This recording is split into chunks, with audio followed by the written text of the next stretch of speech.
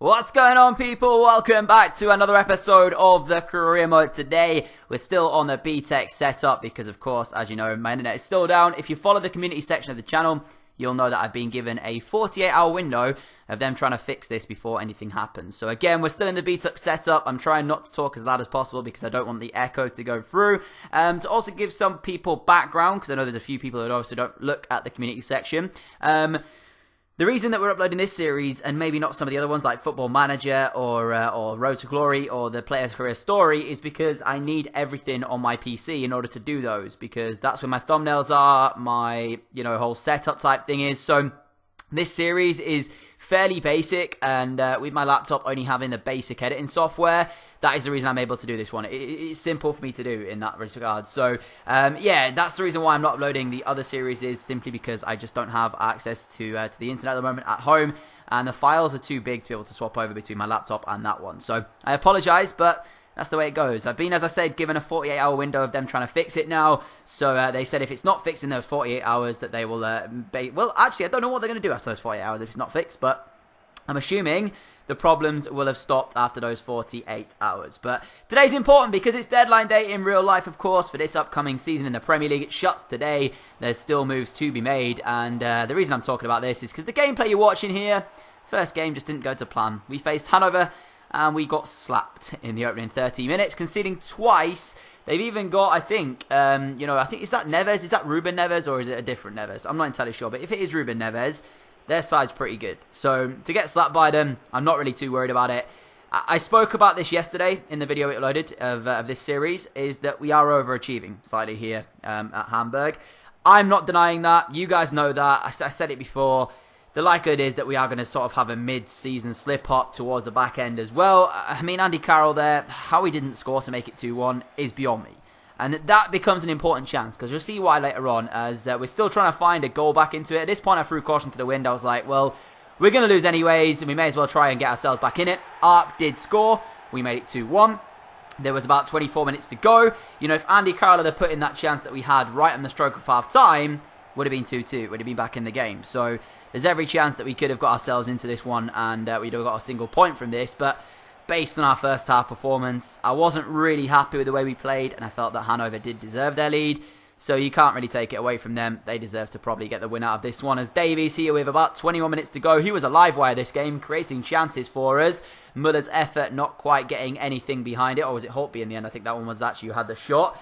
And we fought right until the end. Again, giving a good account of ourselves. That time it definitely was Muller. And his shot was so weak and tame that I just kind of felt that that was the...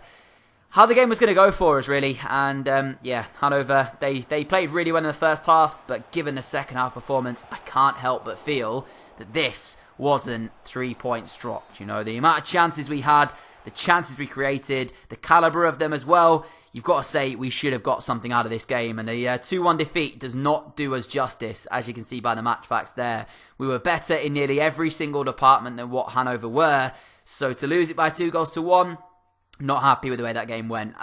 Even though we've lost that game, though, as I said, we're overachieving. We shouldn't really be in the position that we currently are in the top 4 of the Bundesliga. Half of that is down to the fact that, Bayern are having a bad season. Some of the big boys in the league aren't playing very well at all. But then half of it as well has come down to the fact that we're able to defend. And, these slider settings we've got, I wanted to make it more competitive, but not so much to the point where every single shot from my opponents were going in. So that's why I chose to do this. But I had a really bad day, actually, of playing this game, because I just could not defend as we move into Game 2 against Borussia Dortmund. And inside the first 5 minutes of this, we were a 1-0 down. Batshuayi on loan from Chelsea, of course, put them in front. Now, this one I don't actually know if he's going to, of course, go there permanently, but in real life, just gone. This was the season he spent there on loan, and well, he went at the back end of it, and it's annoying when I see this happen, because, look at this, man.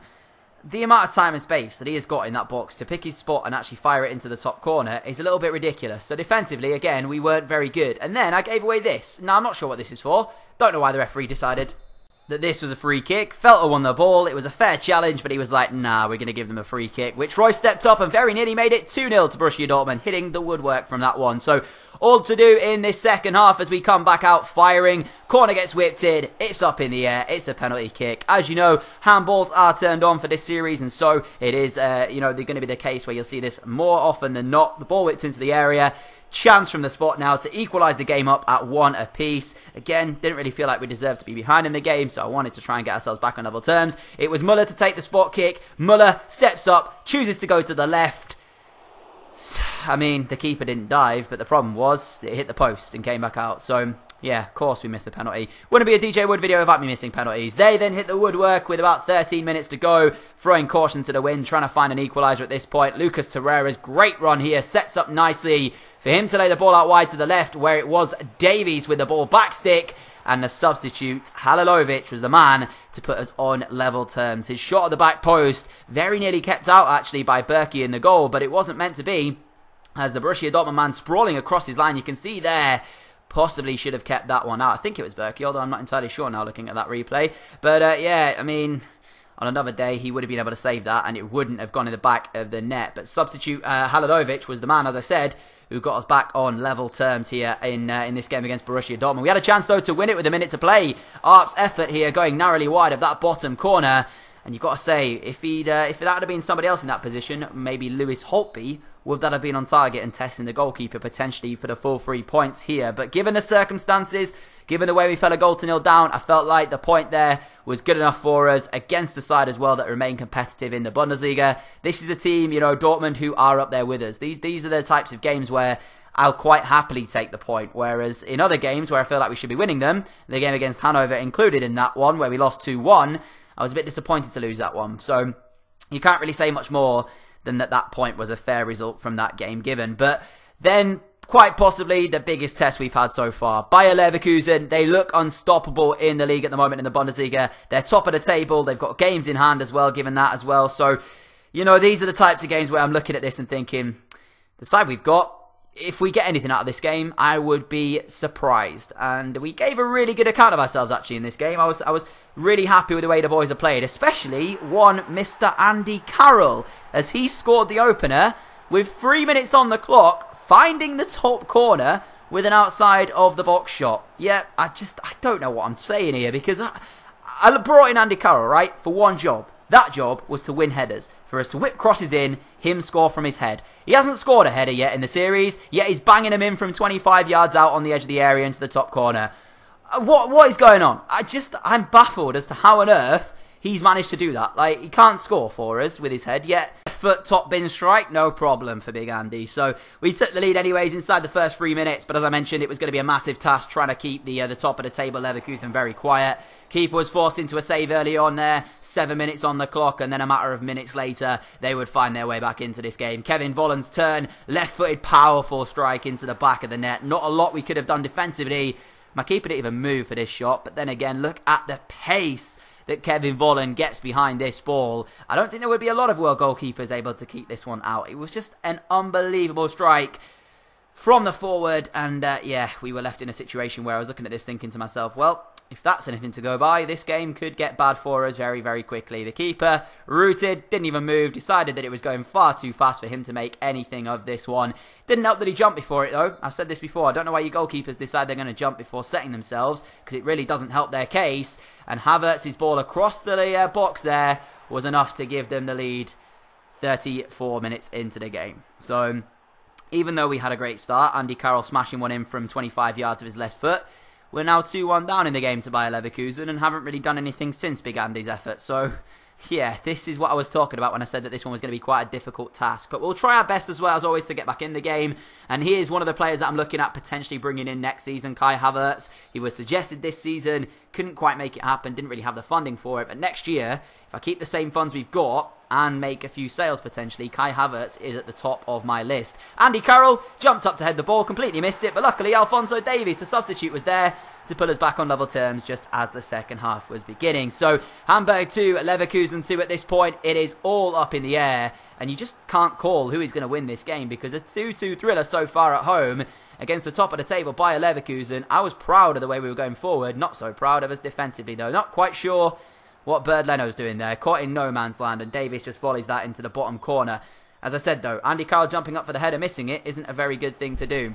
I can say is Alphonso Davies was unbelievable in this game against Leverkusen. He came off the bench like he has done quite a few times, and then he won a penalty with 21 minutes to go. Now, obviously missing the penalty earlier on with Muller wasn't ideal, and he was the man to actually step up and take this one as well. Went the opposite way this time, and this time it went golden. That is a phenomenal penalty from Müller. You can't say much else than that. It was right in the corner, and I even think if you had the world's best goalkeeper in goal, they wouldn't have saved that. It went into the side netting of the corner as well. What a penalty from Müller. And with 3 minutes to go, all pressure on us defensively. Another good save from our goalkeeper, who's made quite a few of them this season. I don't think he'll be the number one next year, once the season does, of course, end and we go into season 2. But he's given a good account of himself, and he'll definitely stay as backup next year. And with that, we managed to pick up a massive 3 points against Bayer Leverkusen, a team to beat this year in the Bundesliga in many ways.